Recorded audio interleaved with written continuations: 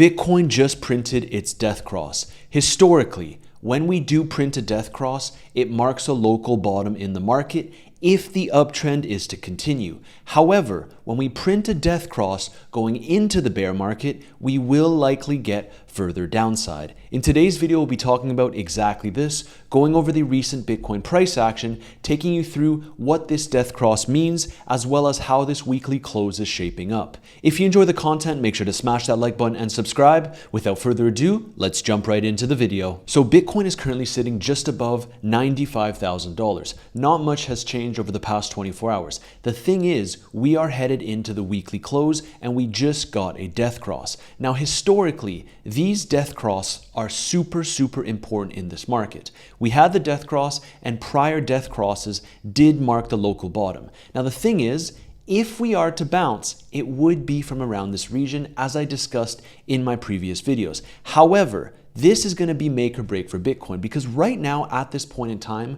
we are literally just above $95,000. And in my previous videos, we discussed the fact that we simply do not want to see consecutive weekly closes below $98,000. That has been my bull market invalidation level. Right now, as I'm recording this video, we are technically below that level. Now, of course, I've seen weirder things, for example, rallying a few $1,000s to close the week above $98,000. But at this point in time, let's be honest, it simply does not look good. We get 2 weekly closes below this level. It's time to wrap it up, in my opinion. Now, a lot of people are also using this 50-week simple moving average as reference, which is also a valid reference point if you are more risk averse in this market. So let's go over the death cross as it relates to the 50-week simple moving average. So the death cross is confirmed, and unless Bitcoin pumps to $103,000 within 12 hours, the close below the 50-week moving average will also be confirmed.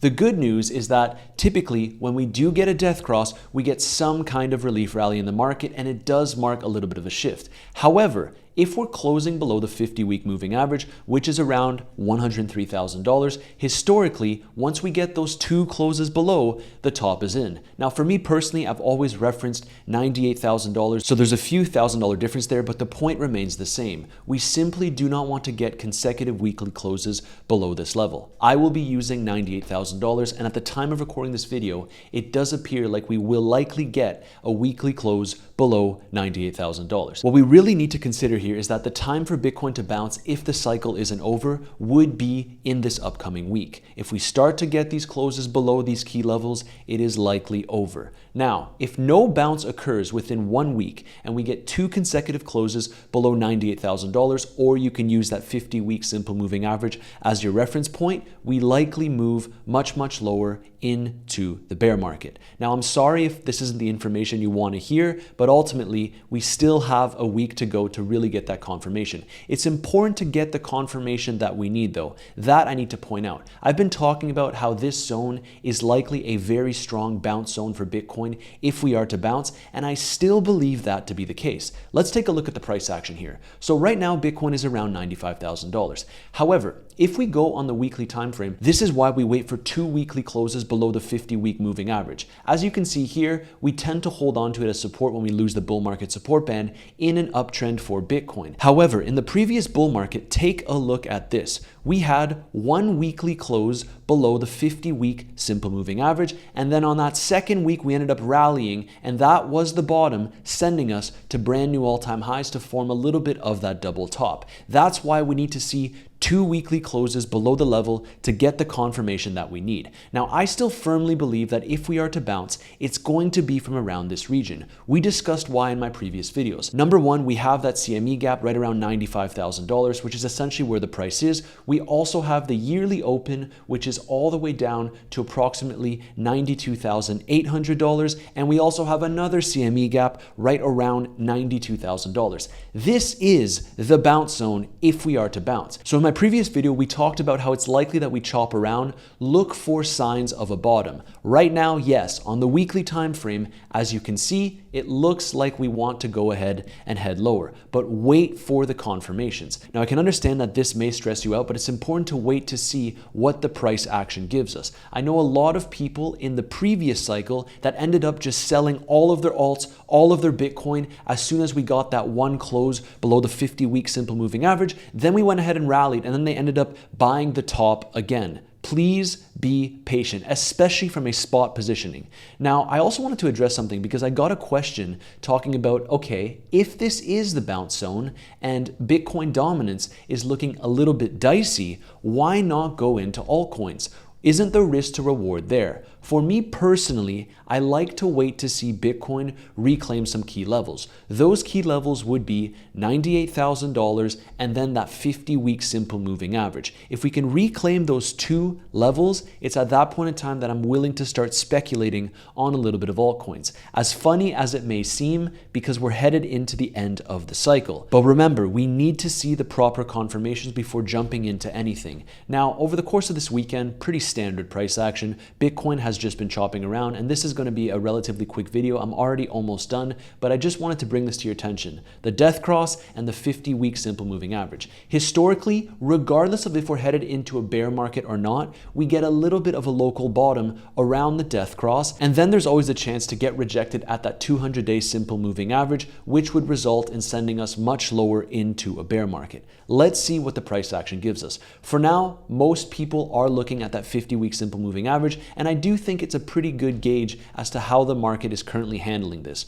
Right now, we start to get closes below there. It is simply not looking good, and we are also below my own personal level, which was the pivot that sent us to new all-time highs, $98,000. And let's take a look at the overall liquidation map going into this week. On the one-day time frame, people are trying to go long, but there's also some pretty highly leveraged shorts to consider. On the 7-day time frame, again, a lot more short cumulative liquidation leverage in the market, and we also have the same exact scenario on the 30-day time frame. My thing here is we're likely going to bounce from around this zone, which we discussed yesterday. We have a lot of confluence going all the way down to the low 90K level, which could provide some support, but it may not be an immediate V-shaped reversal. You need to consider that. And so I highly doubt it that all of these aggressive shorts get away with shorting the top of this bull market. So despite the fact that I am indeed expecting a bounce at some point in time from around the current regions that we're at, whether that means we tap into the yearly low or we end up confirming from here back above $98,000, I will have to assess the weekly time frame closes. As it is right now, two closes like this, and I would be willing to pivot my stance and say that the bear market has commenced, but I will be waiting for those closes. And to address one of the questions that I saw in the comment section in my last video, yes, I would be selling a significant portion of my spot Bitcoin if we start to get multiple weekly closes below $98,000. This is now Operation Save the Weekly Close. One close is okay. Two closes most certainly is not. Some people look at this 50-week simple moving average, but for me, 98K is the pivot zone. Let's see how the price action develops. I will of course keep you updated if I make any adjustments in terms of my spot positioning, in terms of my trades. By the way, if you want to join my free premium group where I share all of my own personal trade setups in this market, as well as overall insights day by day, you do have that first link in my description down below. You DM me the word premium on Telegram, and I would be happy to onboard you into my free premium group. The only requirement is that you sign up with one of my partnered exchange links,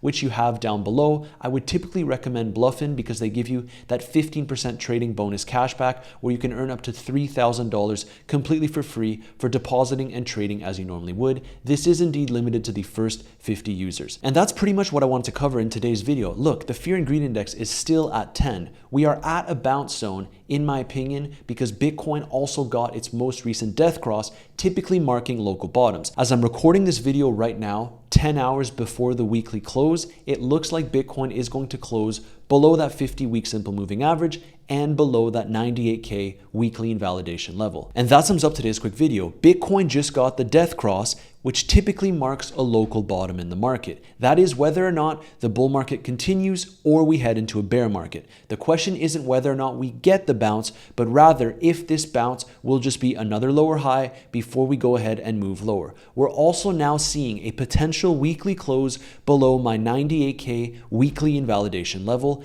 and below the 50-week simple moving average. You want to wait for 2 weekly closes. And reminder, as I'm sending out this video, there's likely going to still be 8 hours ahead of that weekly close. Let's see how it plays out. I will keep you updated. I hope you enjoyed the content. If you did, smash that like button and subscribe, and I'll see you in tomorrow's video.